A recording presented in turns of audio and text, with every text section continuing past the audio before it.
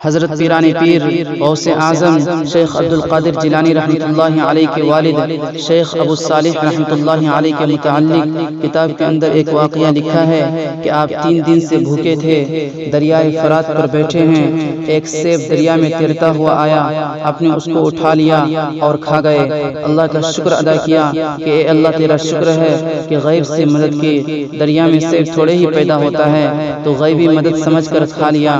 شریعت سے فتویٰ پوچھا کہ یہ حلال ہے یا نہیں، جواب ملا معمولی چیز ہے، کھا سکتے ہیں۔ طریقت سے پوچھا تو جواب ملا کہ جائز نہیں، تم نے کیوں کھایا؟ دریا کے اندر تو سیب پیدا نہیں ہوتا، یقیناً کسی کا گر گیا ہوگا، تو تم نے مالک کی اجازت کے بغیر کھایا، اس لیے جائز نہیں، اس سے روحانیت ختم ہو جائے گی۔ یہ تقویٰ ہے، ایک فتویٰ ہے اور ایک تقویٰ ہے۔ فتویٰ کہتا ہے کہ جائز ہے، تقویٰ کہتا ہے کہ جائز نہیں، یہ اونچا درجہ ہے۔ نیچے والوں کے لیے فتویٰ کافی ہے، لیکن متقیوں کے لیے تقویٰ چاہیے۔ اس لیے آپ نے یہ طے کر لیا کہ جب تک مالک کو تلاش کر کے معافی نہ مانگ لوں چین سے نہ بیٹھوں گا۔ یہ عزم کر کے چلے، اللہ اللہ کر کے 2 روز کے بعد ایک باغ آیا جس کے اندر بے حساب درخت تھے، ان کی شاخیں سیب کے زیادہ ہونے کی وجہ سے دریا میں جھک گئی تھی۔ ہوا اور موجوں کے تھپیڑوں کی وجہ سے سیب ٹوٹ کر دریا میں گر جاتے تھے۔ مالی سے پوچھا کہ باغ کا مالک کون ہے؟ اس نے ایک حجرہ بتایا۔ آپ وہاں تشریف لے گئے، دیکھا کہ ایک بزرگ مصلی بچھا کر اللہ کو یاد کر رہے ہیں۔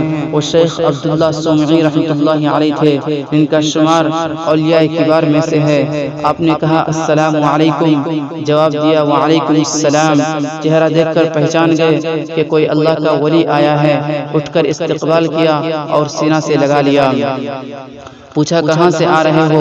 جواب دیا کہ جیلان کا رہنے والا ہوں، اللہ کو یاد کرتا تھا، پہاڑیوں اور جنگل میں بھوک سے بےتاب تھا، دریا میں ایک سیب بہتا ہوا آیا، وہ اٹھا کر کھا لیا، مگر بعد میں طریقت نے کان پکڑا کہ مالک کی اجازت کے بغیر کیوں کھایا۔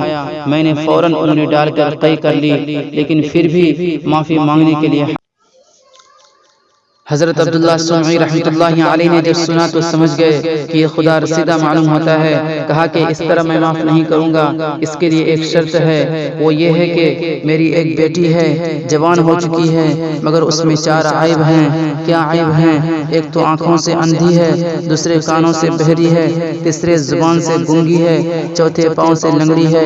اوہو، یہ بیوی کیا ہوگی جو نہ دیکھے، نہ سنے، نہ بولے اور نہ خود چلے پھرے؟ یہ بیوی ہے کیا ہے؟ مجھے خود ہی کھلانا پڑے گا، خود ہی استنجا کروانا پڑے گا، مگر تیار ہو گئے کیونکہ آپ کو تو سیب معاف کروانا تھا۔ اس کے بعد نکاح پڑھا دیا، رہنے کے لیے باغ میں ایک گھر دے دیا اور لڑکی کو رخصت کرا دی، اور نماز کے بعد کہا کہ جاؤ بیٹے، گھر میں تمہاری دلہن ہے۔ اب یہ بیچارے اس خیال سے چلے کہ اندھی، لنگڑی، گونگی ہوگی۔ گھر میں داخل ہوئے تو دیکھا کہ ایک خوبصورت لڑکی ہے، گویا جنت کی حور بیٹھی ہے۔ فوراً آنکھیں بند کر لی کہ ایک اجنبی عورت پر میری نظر پڑ گئی۔ ایک کونا میں مصلی بچھا کر نماز پڑھنی شروع کر دی۔ دلہن نے دیکھا کہ خاوند نے نظر نیچی کر لی اور نماز میں مشغول ہو گئے تو انہوں نے بھی ادھر مصلی بچھا کر نماز شروع کر دی۔ یہ کون تھی؟ یہ سیدہ فاطمہ جو حضرت پیران پیر شیخ عبد القادر جیلانی رحمۃ اللہ علیہ کی اماں بننے والی تھی۔ حافظ قرآن تھی۔ قرآن جو شروع کیا تو صبح کو ختم۔ جب صبح ہوئی تو کہیں لڑکی پر نظر نہ پڑ جائے، جان بچا کر بھاگے۔ فجر کی نماز پڑھی اور نماز کے بعد شیخ عبداللہ سومعی سسر ابا جی کے قدموں میں گر پڑے اور رونے لگے۔ پوچھا بیٹا کیوں روتے ہو؟ کہا کہ معاف کروانے آیا تھا، اب تو آنکھیں بھی نکلوانی پڑے گی، وہ تو اجنبی عورت پر نظر پڑ گئی، یا میں کسی اور کمرہ میں تو نہیں چلا گیا؟ آپ تو ایسے بھول بھلیا گھر بناتے ہیں کہ ہمارے جیسے تو چکر ہی کھا جاتے ہیں۔ تو خیر انہوں نے فرمایا کہ وہی تیری بیوی ہے۔ کہا یہ کیسے؟ آپ نے تو بتلایا تھا کہ وہ لنگڑی، اندھی، بہری ہے۔ فرمایا کہ میں نے جو کہا تھا کہ آنکھوں سے اندھی ہے، یہ مطلب نہیں کہ ظاہر آنکھوں سے اندھی ہے، بلکہ اس نے پرائے مرد کو نہیں دیکھا۔ وہ آنکھ کس کام کی جو ہر پرائے کو گھورتی رہے؟